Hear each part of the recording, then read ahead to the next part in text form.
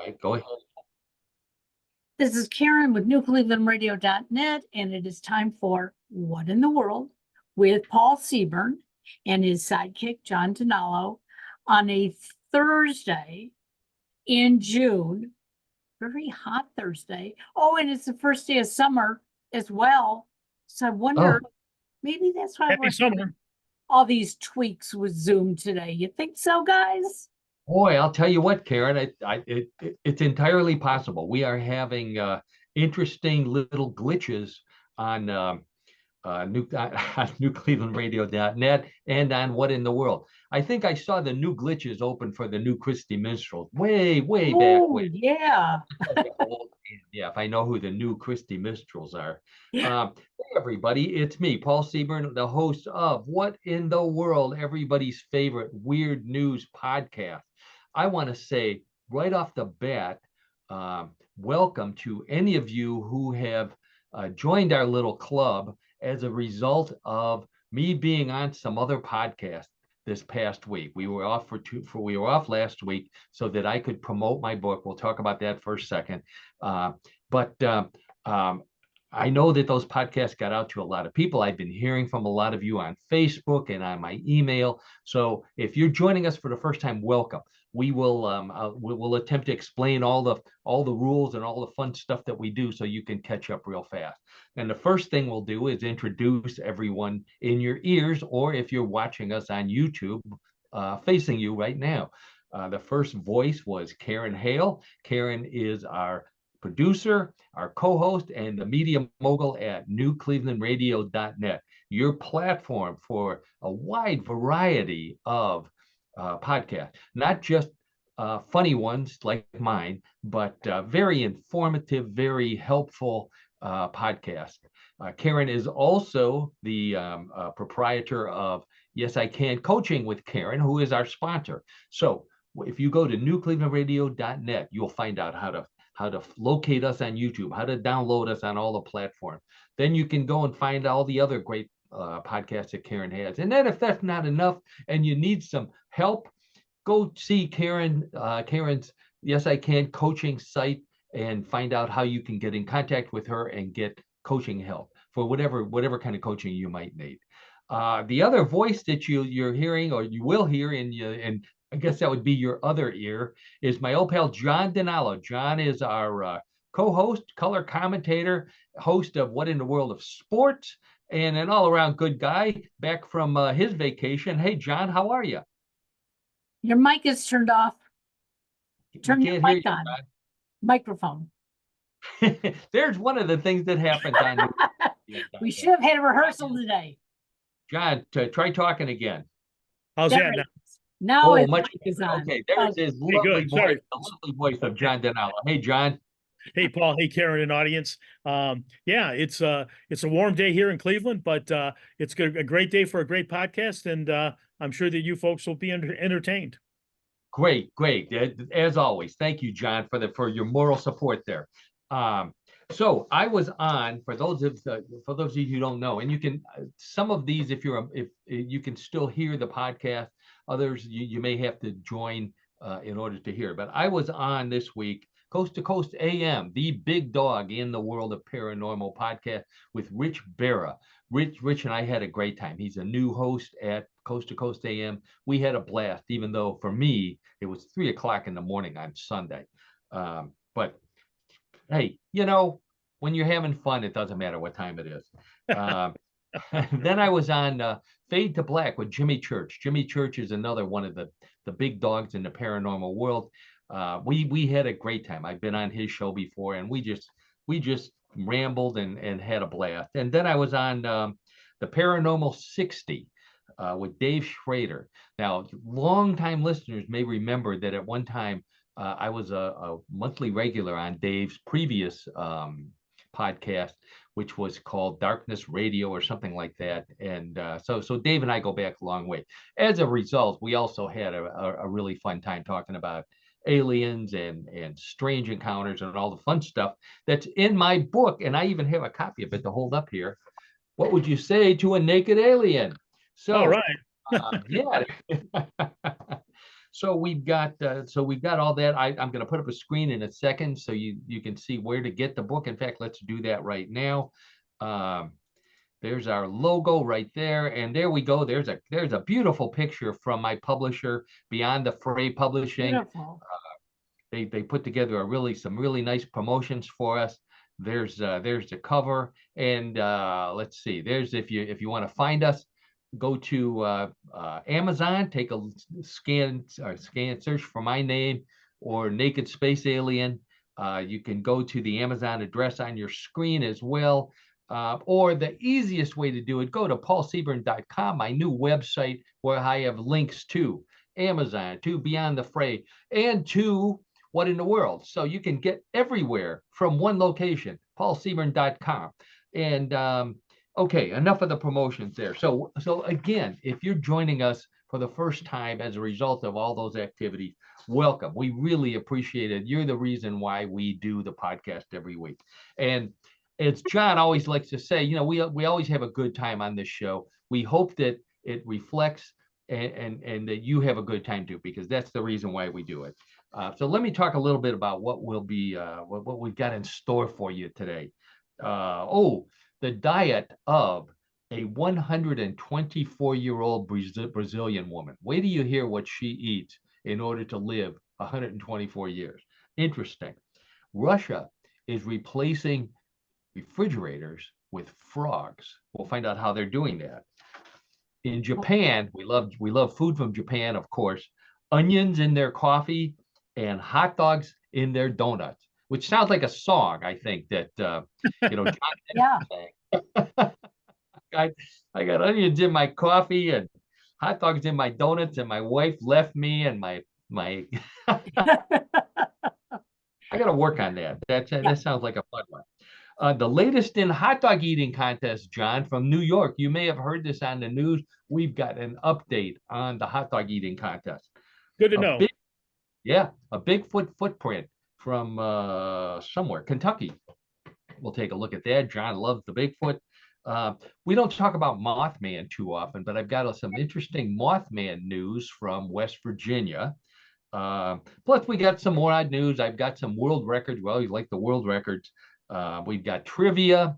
And as always, every week at the end of the show, John has a weird sport for us. He got a great one this week.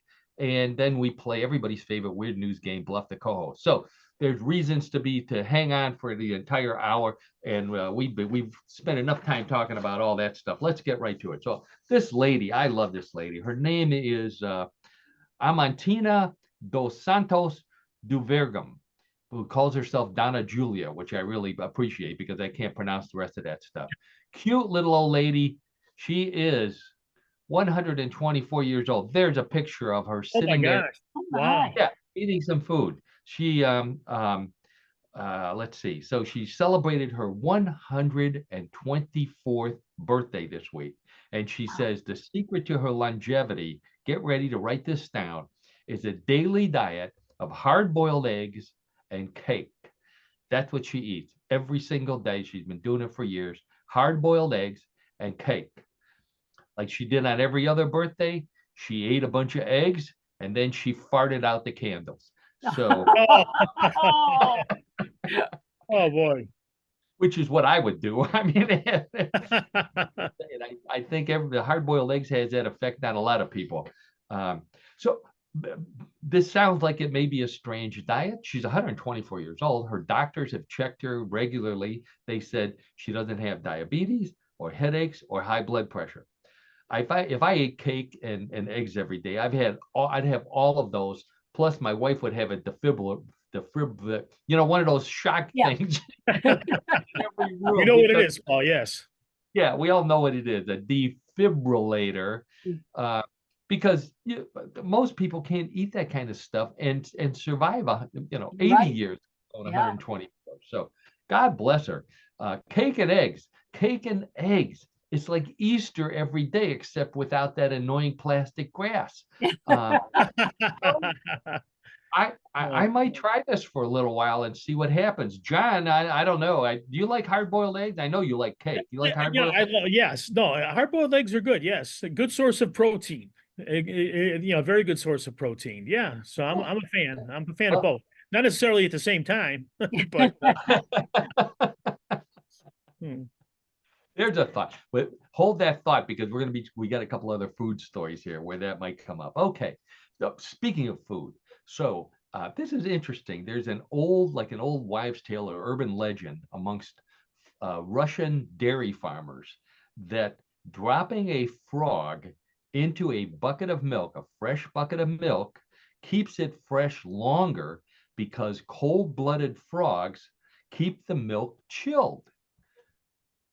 That's what they believe. Now, this has actually been scientifically studied, and scientists have said that yes, the frogs do keep the milk fresh longer, but not because it chills them, but because these frogs, the brown Russian frogs, have antibacterial and antimicrobial properties, which leaks out of them into the milk, and it helps and it transfers them to the milk, so it keeps the milk fresher longer.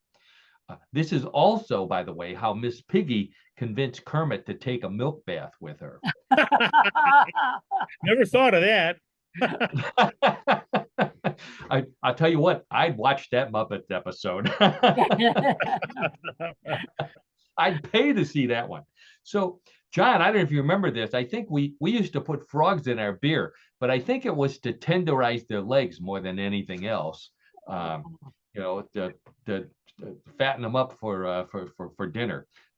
If you find a frog in your salad, you know, you go to a salad bar and you load up and you find a frog in your salad, does that count as a meat or a fish? Oh, I would think it'd be more of a fish. More of a fish. You think it depends on how old it is, maybe. I'm not sure. Meat or fish. That's my favorite Lenten joke. I always ask the priest that, you know, I had frog legs. Is that meat or fish? None of them know the answer. All I do know, what I do know is that frogs are amphibians, which means you can eat them with either hand, if I'm not mistaken. Thank you. Eat them with either hand.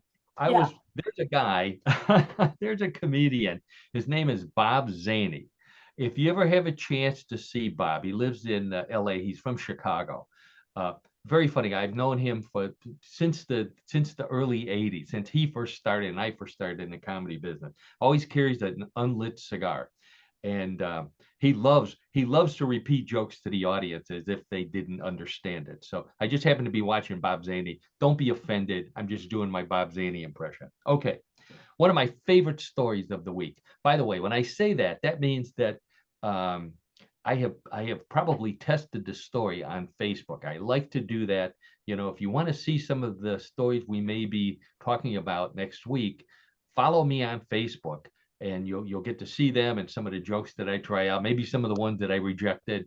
And it's always fun for me to get feedback from you as well. So my favorite story of the week, this comes from wildlife officials and police in Harrisburg, Pennsylvania, not that far away from here. They captured a black bear stuck in a tree. So the bear's stuck in a tree.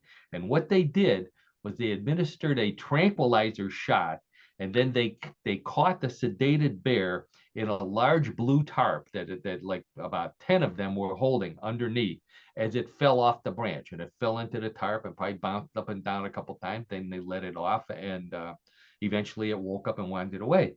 The animal was taken to another fall, you know, so it didn't do that again. But now the tree is full of other black bears because they thought, gee, that looks like fun, you know.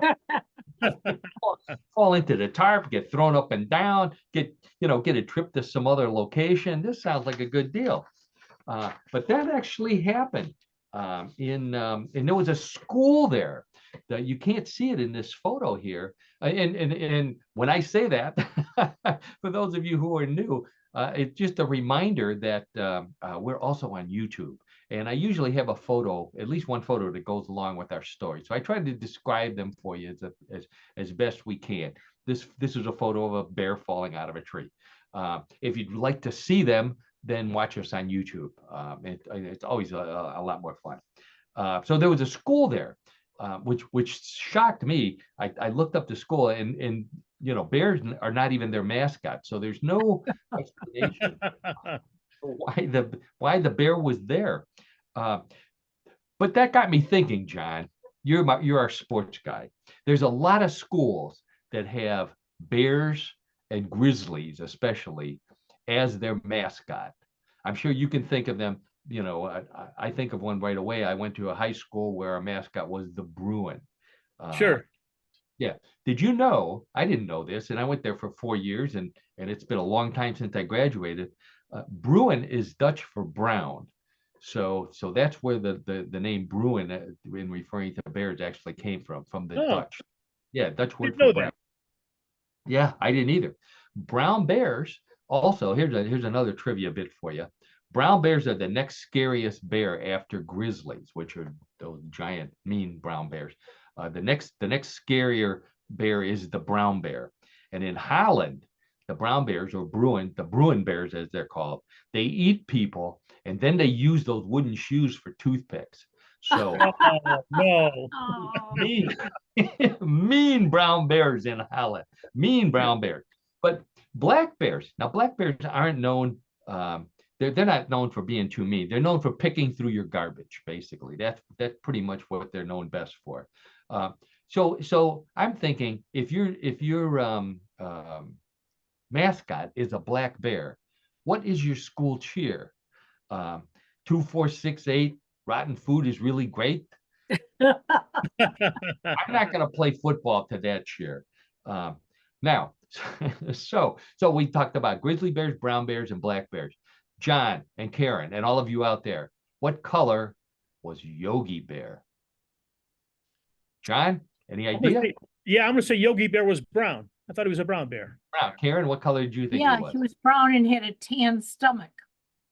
There you go. Oh, I yeah, thought right. Yeah, right. yeah, I thought he was blue, but that was Huckleberry Hound. Huckleberry Hound was blue. Right. Uh-huh. You both were right. There's Yogi Bear. He is brown, had a green hat and a green tie, and he got a necktie, very nettily addressed Yes. for a bear wearing a necktie. Um, so stylish. I believe that he was a Baylor bear, not from a nice school. University of Baylor. Right. Yeah, yeah. The Boo Boo was the same color, by the way. I looked up Boo Boo, so I didn't bother putting him up there. Okay, world record time. Dylan Phillips broke the Guinness World Record when he drove his motorized wheelbarrow at a speed of 52.28 miles per hour on the runway at Elvington Airfield in Yorkshire, England. Here's a photo of him. There you go. There's a photo of his modified motorcycle powered 52-mile-an-hour wheelbarrow. The wheelbarrow was empty, so the record for fastest spreading of manure still belongs to our Congress in Washington. Oh, Yeah, Oh, political comment. A political comment. Yes. I know. I was gonna say, don't worry for everybody who's new to the show. I rarely do political commentary. Yes. So we avoid all political stories, but I had to put that one in there. He won a nice cash prize, but he's been banned from Home Depots all across Europe because they're just afraid he's going to be running up and down the aisles and enticing other people to do the same thing. Yeah, go for the record. He says taking the wheelbarrow up to high speeds is both uncomfortable and terrifying. Even more terrifying if it indeed was filled with manure. He also really he also said that slowing down is the issue because he only had brakes in the front on that one big wheel in the front. He had no brakes in the back, which got me thinking because I have a wheelbarrow as well, and I have no brakes on mine. For me, my brake is a tree. If I can, you're out of control. You got to stop. You either tip it over or run into a tree. And then he says it has no suspension and it just rattles you to bits. Now, how would you rectify that other than putting, I don't know if you can put shock absorbers on a wheelbarrow. I'm not that mechanical. I was thinking maybe fill it with wet concrete, because you see the guys making driveways, they're always using wheelbarrows full of wet concrete. And they never, they don't have a problem with it. Then when he falls over, he can just shovel into a pothole or something. And do Hey, Paul, something good for humanity. Real quick, how did he come up with this concept or this idea? Do you know? Um, this is another one of those guys who thought, I want to set a Guinness World Record. And they go, there's plenty of people that do this.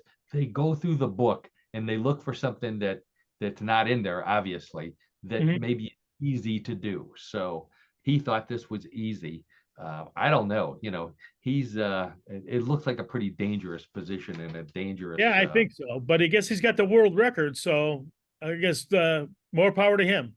Exactly. He's now in the record book. Even better, we're talking about him on What in the World. So That's right.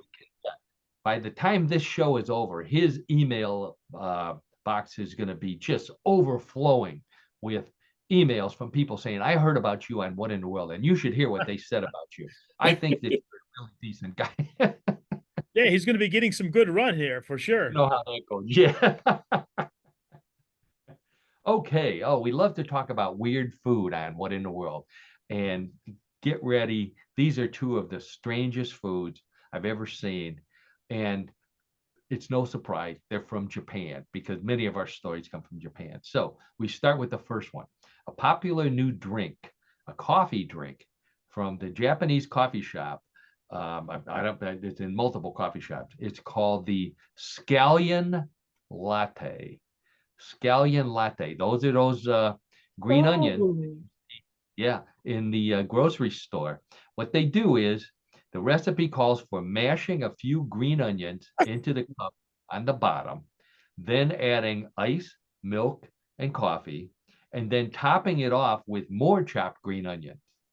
I have, if you if you want to see what it looks like, we have a picture showing here, and you can see it on YouTube. You can also Google it. I'm thinking, why would you drink something like this other than you need an eye opener that will work from you all day? it is Because disgusting. yeah, it is, and there's a lot. It is filled. You can see the side of the cup. It's Yeah. clear. It's with green onion, and then the top, instead of whipped cream, you can't see any more coffee because it's completely covered from edge to edge with more green onions. Yeah. Uh, yeah. Would John? Does that appeal to you? No, not at all. I'm not a coffee drinker in the first place. And then, I do like green onions, but not in coffee. So Yeah. Oh, I have to how about honestly ice? say that I'm going to avoid this one at all costs. There you go. There you go. Who sang the song Green Onions? This is not in the script. We didn't talk about this Oh, I during know this. It is Booker T and the MGs. Booker T and the MGs. That's right. Booker T's still around, by the way. He's still touring. If you Yes. ever come to town, that's the only hit anybody can remember, but great musician. Now, John likes iced tea. I drink my coffee black. I don't even like the taste of the spoon in the coffee. I want nothing but pure black, unadulterated, hot, caffeine-filled coffee in my cup. If I could, I would have a spigot installed in the ceiling of my office where I could just lean back and pull a chain. That Don't would even be more bother with the direct, cup. Paul, I guess. That's more direct. Yeah. Yeah. I could do it. The attic is right above my office, but the lovely Donna would not allow me to do something like that. Anyways, that's just me. That's my kind of thing. Okay, another food. Wait till you hear this one. So once you're done with your or maybe if you need something to go along with your green onion coffee, your scallion latte, Japan's most popular donut chain, which is called Mr. Donut in Japanese, I'm not going to even try to pronounce it, has unveiled the, excuse me, the Zakumoki dog curry donut. Zakumoki dog curry donut. Now, the dog is referring not to a canine variety, there we go, but a hot dog. So what is inside this donut? Looks like a glazed donut, is a hot dog and curry, and it's topped with a slice of a hard-boiled egg. Slice of a hard-boiled egg. Taste testers say it's both chewy and crunchy, mellow, and incredibly delicious, even when eaten cold. this sounds to me like something inspired by the collision of four food trucks at an intersection. Yeah. And they didn't want the food to go to waste. So they took everything and just mashed it all together and said, hey, we got this idea. Let's see who's dumb enough to buy it. And lo and behold, there's an awful lot of people in Japan at all the Mr. Donut chains who are demanding this, what is it called? The Zakamoki dog curry donut. John, any interest? Oh, none whatsoever. I mean, even the hard-boiled egg, which has helped the 124-year-old Brazilian woman, is not going to help this one. No, yeah, that's, she'd eat the egg and send the donut back. Right. Although I said, if you put this on a stick, you could probably sell it at all the state fairs in the United States. That's what's missing, is a stick. And you could sell that to American audiences and American people around the country. And if that's not enough, and of course, it's never enough, they also have a donut filled with, get ready for this, chili, glazed donut filled with chili, made with tomatoes, beans, ground beef, and onions, then covered, and I do mean covered, with a cheddar cheese sauce. You don't dunk. I didn't even think I would dunk this in that green onion latte. Maybe No. beer. Oh, Yeah, That's quite a combination, those two foods, right? Oh my God. yeah. Chili and donuts. That, I don't care how hungover you are. I don't. That wouldn't help, John. Wouldn't help. No, I don't. I agree with you, Paul, 100%. And how do you eat this? You can't. People buy a dozen donuts and then they eat a couple while they're driving to work. You certainly can't eat that while you're driving to work. no, Oh, you absolutely can not. knife and a fork for that one for sure. Yeah, you can't eat it while wearing a white shirt. If you No, one of I those think that would be disastrous. Oh, yeah, yeah. It's like John and I always say, yeah, I'm wearing my Italian food shirt today, which is always red. So if I happen to go for Italian food and I spill it, as we always do, you don't see anything. Well, Yeah, I have that's been true for me for many years. I don't know what kind of shirt to wear if you're eating a chili cheddar covered. I don't know. That's anyone's guess. Yeah, Paisley. Remember Paisley? You're right. Yeah, there you go. That might make more of a match that way. Oh my God. Exactly. And how do you come up with an idea like this? The only thing I can think of is, Japan has a lot of earthquakes. So what I'm thinking is, somebody got hit with an earthquake, their refrigerator fell over, but it didn't open. So they could still eat the food. So they open up the door and all the food's all mashed together. And they happen to have some donuts in there and some chili and some cheese whiz in it, and it all gets smashed together. And they said, well, I'm not letting it go to waste. Hey, this doesn't taste too bad.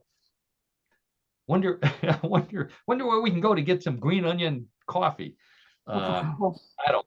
Yeah, that's quite a combination of foods. Yeah. Exactly. Not a combination. Okay. So I've got some sad food news for you. John, Joey Chestnut will not be competing in the 4th of July hot dog eating, the Nathan's hot dog eating contest in New York. This has been on the news. You probably heard it. We've talked about his main competitor, Toshi. What was his name? I've got it written down here. Kobayashi, maybe? Yeah. Yes, He yes. retired. We talked about him. Maybe Karen and I talked about him last week. He retired because he lost his taste for food. He's been speed eating so much food and winning all these contests that his brain has completely destroyed his taste bud, the connection between it and his taste bud, and he's lost his taste for food. Joey Chestnut, on the other hand, still wants to compete. But what happened, his record is 76 hot dogs in 10 minutes. 76 hot dogs. I don't know if that, I'm not sure if even Joey would eat that hot dog and a donut, but if there's money involved, he probably would. Anyways, he is out of the contest this year because he signed an endorsement deal with Impossible Foods. Does that name ring a bell? Those are the people that make hot dogs. Yeah, they make hamburgers that are not made from meat.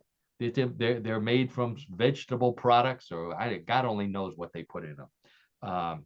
So he signed a deal to promote meatless hot dogs for the Impossible Foods people, and that violates his contract, his promotional contract with Nathan's. So Nathan said, if you can only promote one hot dog, and that's Nathan's dog, you're going to promote them, you're out of the contest. John, are you in mourning?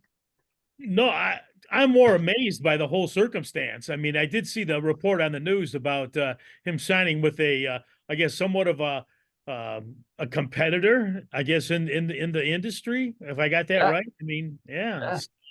I'm telling you, yeah. The fans in New York are up in arms, because now two of their favorite hot dog eaters won't be there. Joey's stomach is upset because his stomach doesn't want to taste vegan hot dogs. His stomach hired an attorney to see if they could. So I had heard, though, that Kobayashi said he would participate now. That's right. So that's the next he part. is? Okay. Yeah, they decided that they would he would come out of retirement just to compete with what's his name again? Joey Chestnut in a cage match. They're going to do a challenge cage match. Joey's wife is kind of upset because what's his name? Tobiyashi. His wife is glad because she said he's been, since he retired, he's been sitting around all day. He's watching baseball games and cheering the hot dog vendor. She said, get out of the house, do something. So that's what he's doing. He's coming out of retirement and he's going to get into a cage and go, mouth to mouth with Joey Chestnut, eating hot dogs again. Although instead of a cage, they'll be locked in one of those giant hot dog heaters from 7-Eleven. The ones that. Oh yeah, yeah. They have to lock themselves in there. I tried to find out what the prize is, and I couldn't find out the prize, but I did see that it's going to be a winner take all contest, and loser takes Alka-Seltzer. So how appropriate. Yeah. I'm looking forward to it. It's supposed to be in towards the end of July, so it will be after the Nathan's contest. So we'll get to see who wins this year, and then how many hot dogs could have been eaten there by Joey and Tobiyashi. Okay, another world record. This one's for you, Karen, and our other female listeners. 42-year-old British woman by the name of she doesn't want to be known. She claims she ran up a $4,000 credit card bill in her sleep. She says, yeah, she shops in her sleep. She's, what kind of credit card do you use to shop in your sleep? The American mattress card. That's all I can think of. So turns out it's a medical condition. It's a verified medical condition she has called parasomnia, in case you're interested in telling your husband this is why the credit card bill is so high, because I have parasomnia. Some of the purchases that she made while asleep, she bought salt and pepper shakers, instructional books for teachers. She's not a teacher, by the way. Cans of paint, a children's playhouse, a bulk order of gummy bear candy, tables, and refrigerators, all to run up this $4,000 bill. There's no cure, the doctor said, but it helps to sleep with wearing one of those sleep apnea masks. Her husband said, fine. He took the cord and he tied her hands up just in case. Oh boy. Yeah. Can you imagine that, John? News to me. This is a very, very new thing to me. Never seen anything like it, to be honest with you. Well, now you're forewarned that if your lovely wife starts to say, "Oh no, I didn't buy that stuff on the credit card," and she uses this as an excuse, you know better. You got it. Okay. All right. Thanks for the tip. Yeah. So, John, I got a couple of sports stories here for you. Really, this one, This is a sports UFO story, which we don't get very often. So I wanted to share this one with you. You may have seen it. Uh, so Las Vegas Raiders offensive lineman by the name of Andre James was on a podcast with his teammate Max Crosby, and they were talking about a game where they were flying home from Miami, and they were invited into the cockpit by the pilots, which he claims is common in the NFL. It's a chartered flight, so the individual players get invited into the cockpit to hang out with the pilots. I guess the pilots like it. And while he was in the cockpit, he saw a big white light. That's a quote, that was getting bigger and smaller. Also a quote. And then they saw a second light, and the two objects seemed to circle each other for about 20 minutes. They sat and they watched it for 20 minutes. The pilots claimed they had no idea what the lights were.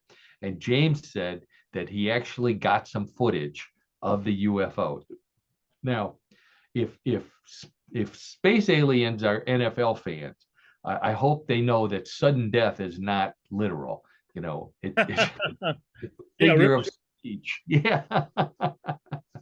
So, I just came out with a book about alien encounters. There's no football stories in that one. I got a first one for the sequel. I had no idea that aliens were football fans.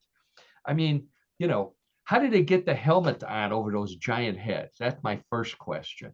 If they enjoy playing football, yeah. And who lets football players in the cockpit in the first place? That was my other question. Think of the Kelty brothers. Now, we love the Kelty brothers in Cleveland because they're from Cleveland. The one plays for Kansas City, the other one played for the Eagles. John, is that right? Yeah, Eagles, yes. Just retired. Travis and the other guy, whatever his name is, Mrs. Taylor Swift. Jason Taylor. Yeah, I knew you'd know. You can see them on a plane wrestling to see who gets to the cockpit next. The ruckus.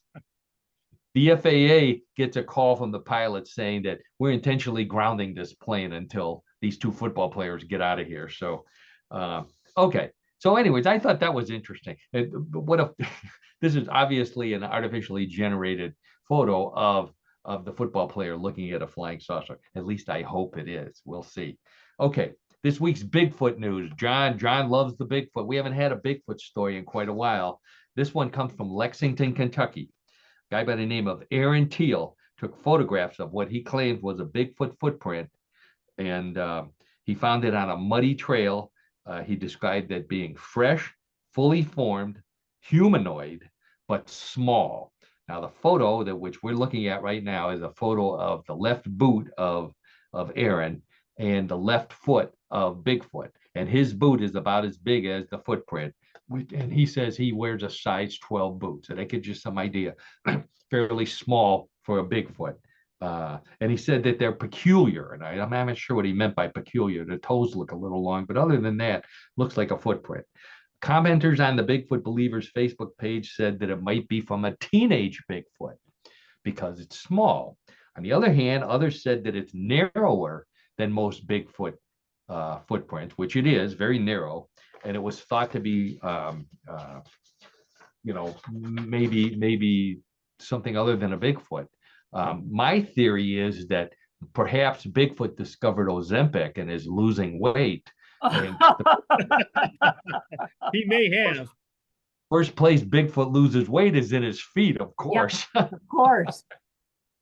So one more quote. I love this one. One person on the Facebook page said that it looked like it was made by a feral hippie. Now, John, I think we saw the feral hippies open for the Grateful Dead back in the day. Do you remember the feral? No, honestly, I don't remember that, but maybe you might be right, Paul. You might be right. It goes back a lot of years. So, John, what do you think of this footprint? Well, it's a classic photo of one footprint. Okay, it's Right. one footprint. We don't have a left and a right and more than one. It's just one. It's just so. Does the Bigfoot have just one foot? Is that what it is? Bigfoot, so to speak? That's what I mean, he he is, hops around on one foot. That's right. Yeah, just to yeah, fake us out. I'm a dissenter on this one, Paul and Karen, and audience. Yeah, I don't believe it. Bigfoot's a pirate with a wooden leg, and Oh, Yeah, you know, well, in that way, maybe. Yeah. I don't know. I agree with you, John. Although it's fairly well formed, but it because it's so well formed, it lends itself to being skeptical about it. So Being fabricated, yeah. actually. Yeah. we'll see. Yeah. I'll tell you what, though, if you can catch the feral hippies, good concert. Um, okay. So another paranormal story, Mothman. We don't get to talk about Mothman very often. But so we had a Mothman story this week that I thought was really unusual. The Mothman Museum in Point Pleasant, West Virginia, announced a cryptid concoction. That's what they're calling it, called Mothman Root Beer. Not Mothman beer, but Mothman Root Beer. Now, you may remember Mothman beer. I have a can here of Mothman beer. I think it says Mothman beer on the can. Yeah, there we go. Mothman beer. That came to us from our friend Brian down in West Virginia. John and I are both friends with Brian. He likes to send us stuff. I'm just dropping really casual hints here to our new listeners. He likes to send us stuff, and he, he sent us some Mothman beer. Now, you can tell this is a good friend of both of ours because if you look at the bottom, he drank the beer before he sent the can. He can't send a full six pack. He can't even send one full can of beer. And I know it's legal. We know it's legal to ship beer nowadays. So thanks again, Brian. So, anyways, this is Mothman root beer.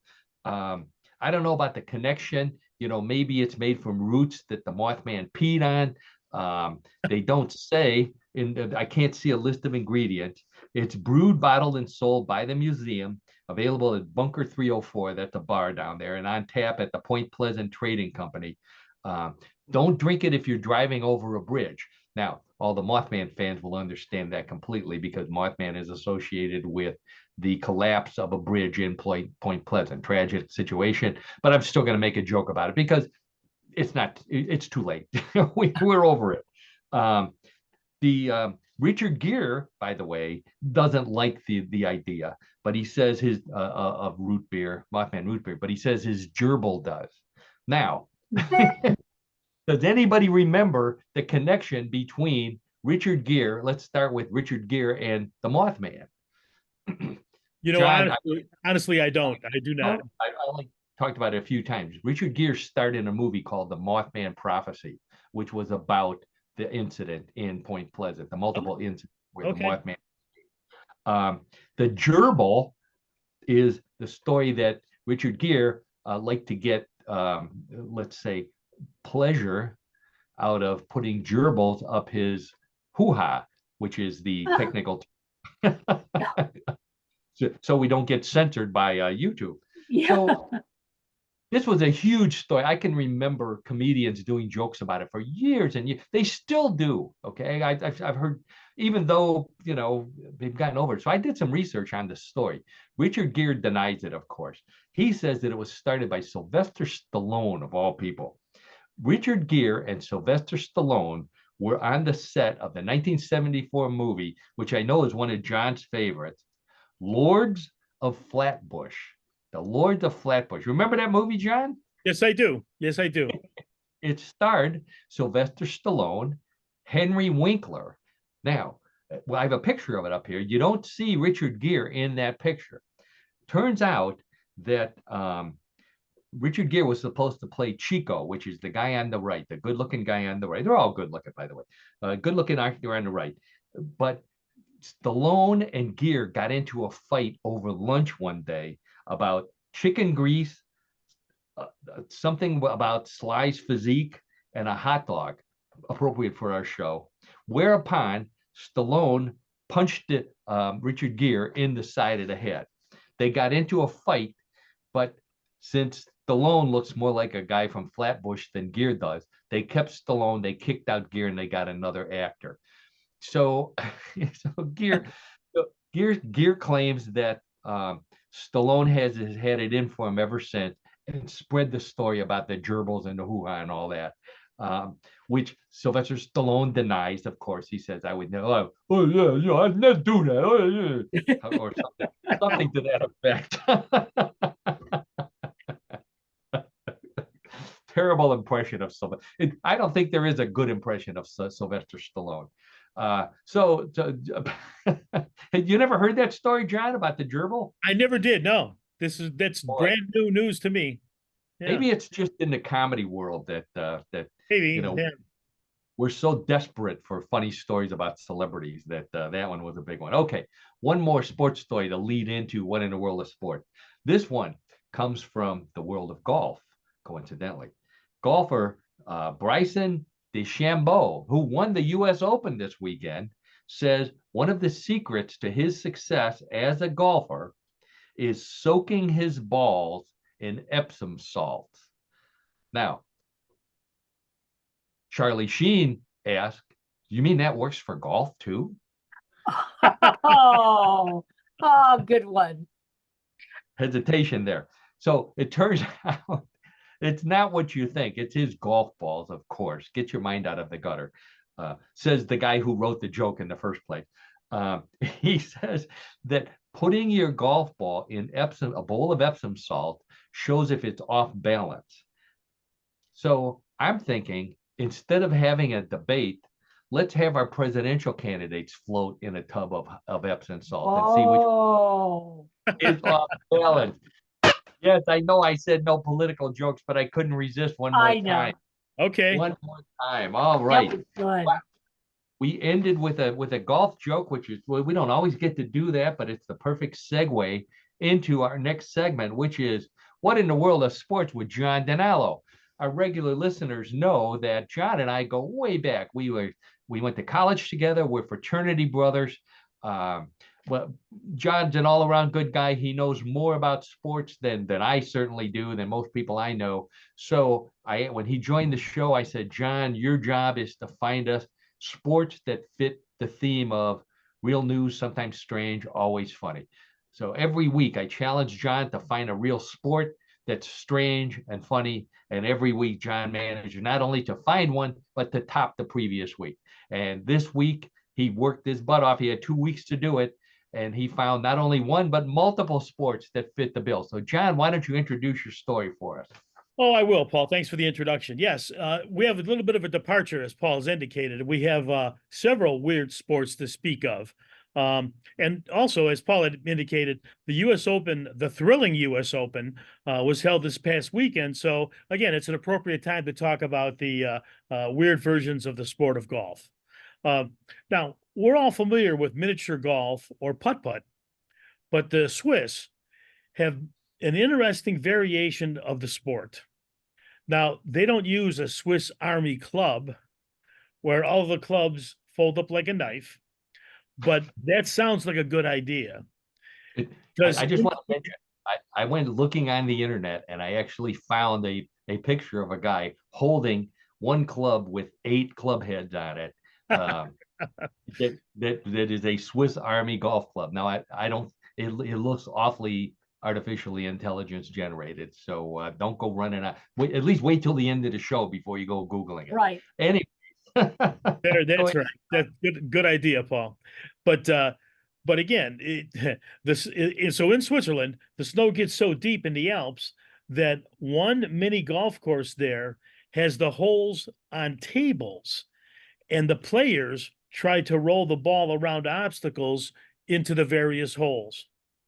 Now, if this looks like a fun game. Yeah, if the snow is really deep, you can also play indoor golf pool, which uses a putting green that looks like a big pool table. And there's a good example of that right there.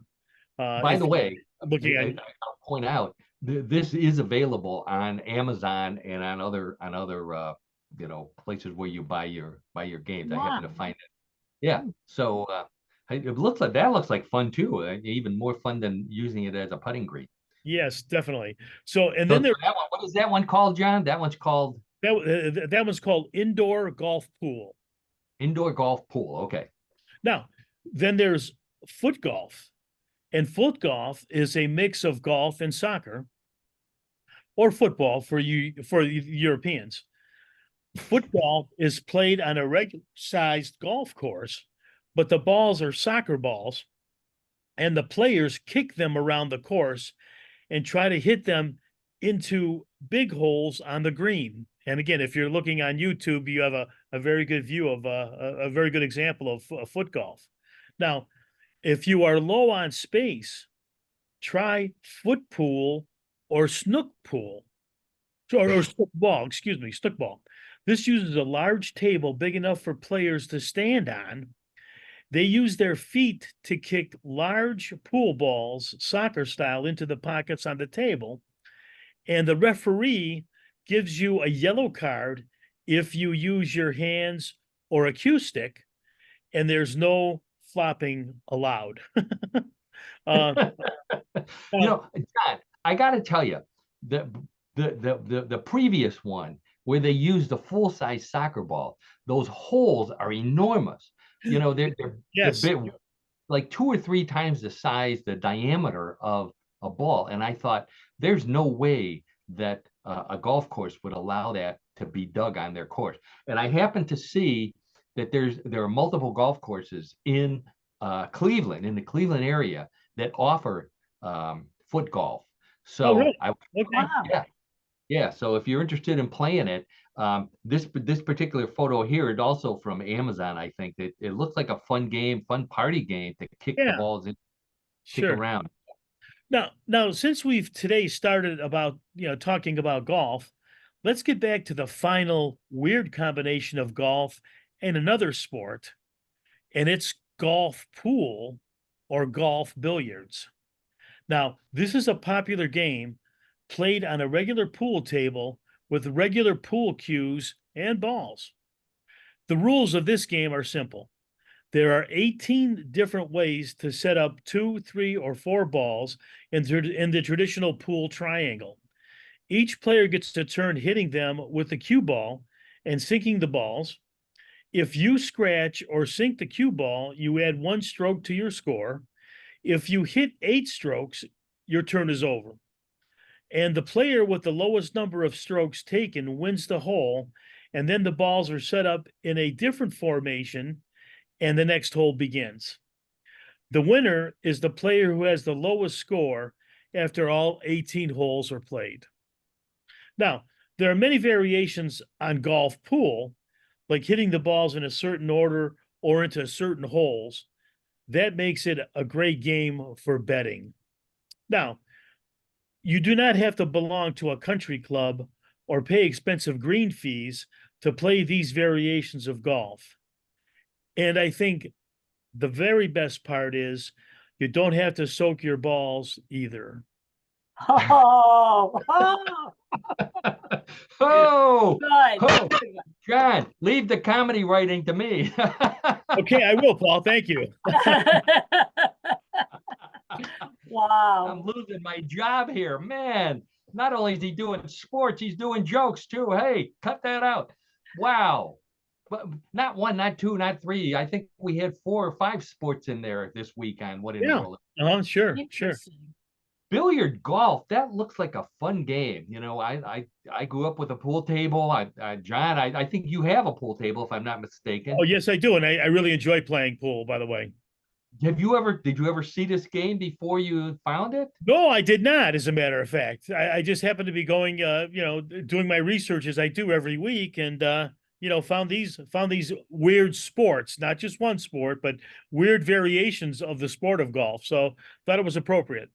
I'll tell you, when you get tired of playing regular pool, this looks like a lot of fun to play. I almost wish I had I maybe just camp out in your basement for a few weeks and billiard golf game. Yeah. There you go. So John and I don't talk much about golf because I don't golf at all. John, I think golf's a very little bit. A little bit.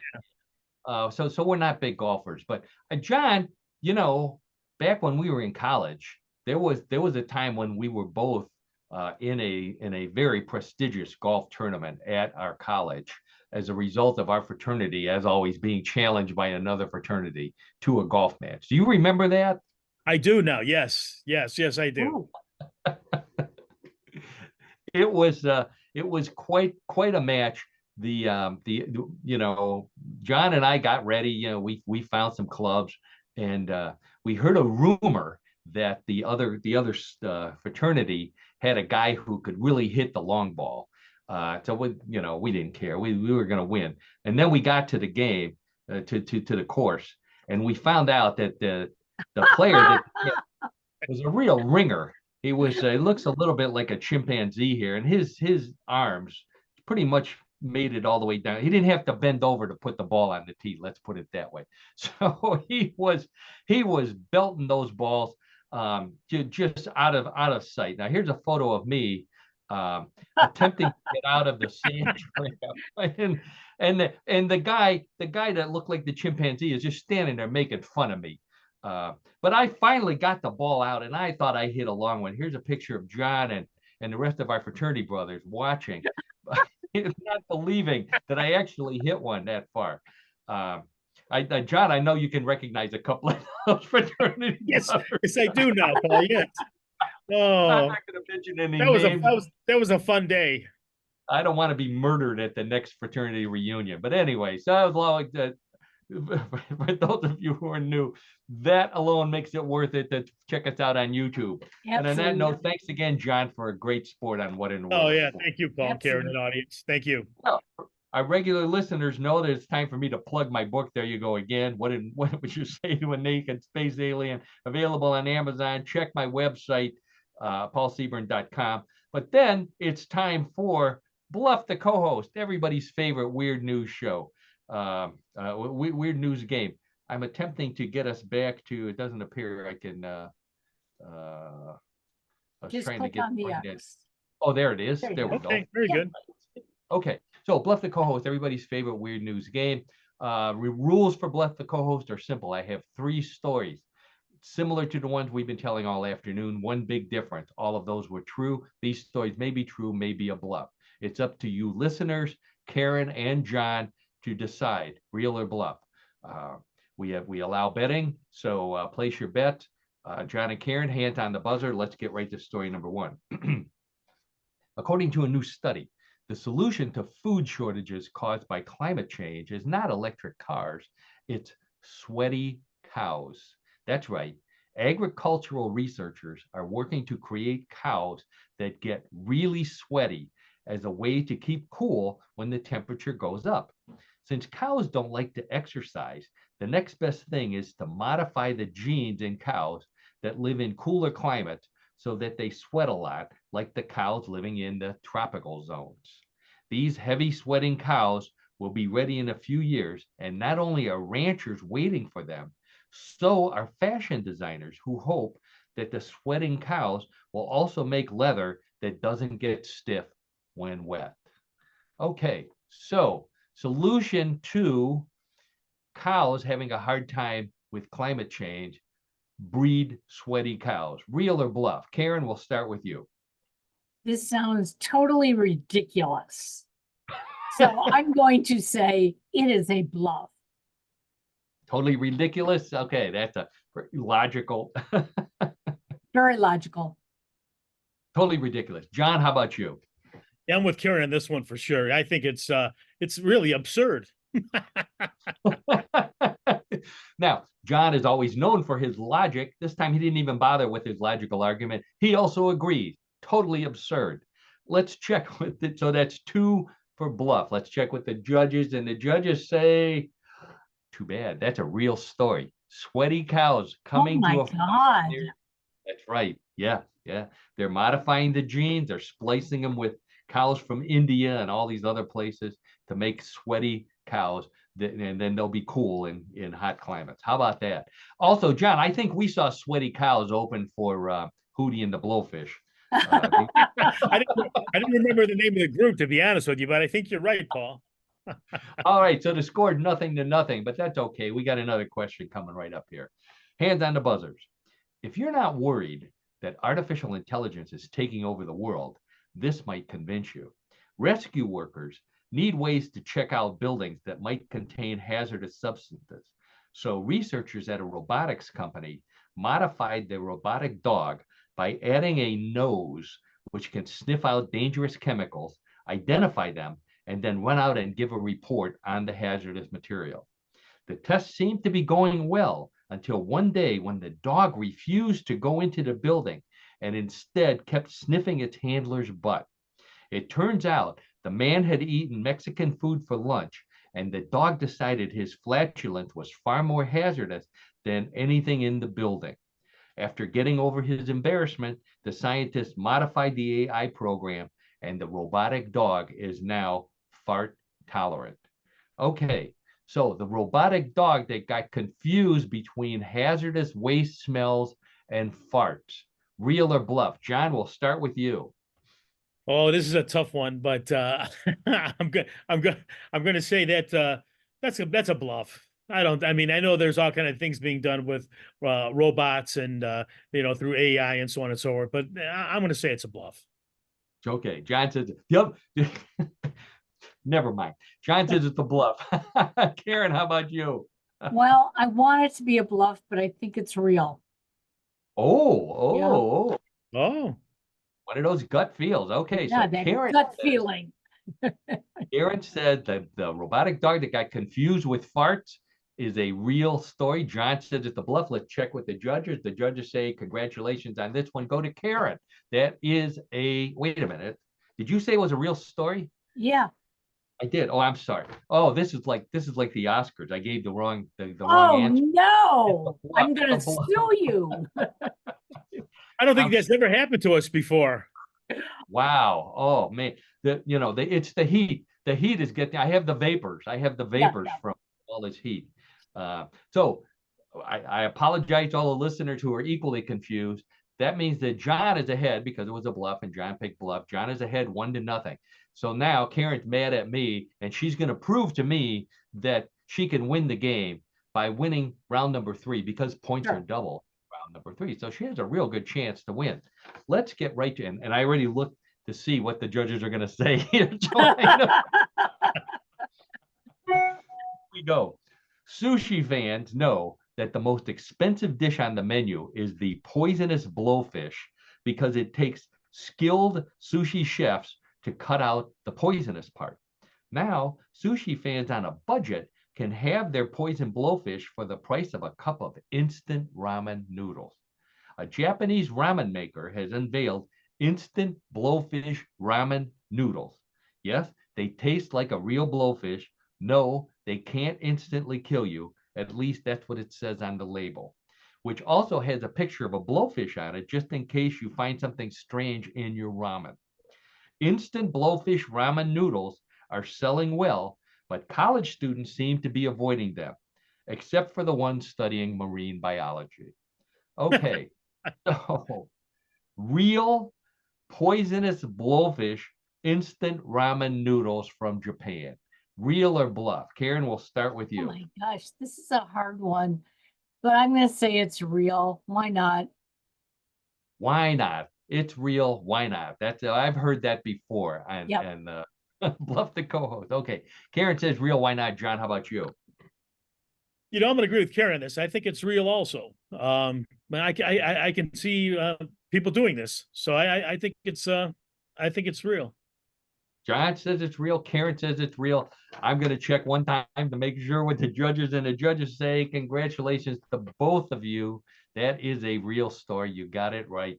However, John pulled into the lead 3-2. So welcome back to a victory, John. Thank you. And again, my apologies to Karen and all of you playing at home. The judges will be whipping me to afterwards. Yeah, no problem. Wow. So that's the end of Bluff the Co-host, which means that we have reached the end of another episode of What in the World, everybody's favorite weird news podcast. And we hope if you were a new listener that it has since become your favorite weird news podcast. If you're a new listener, again, thank you so much for joining us.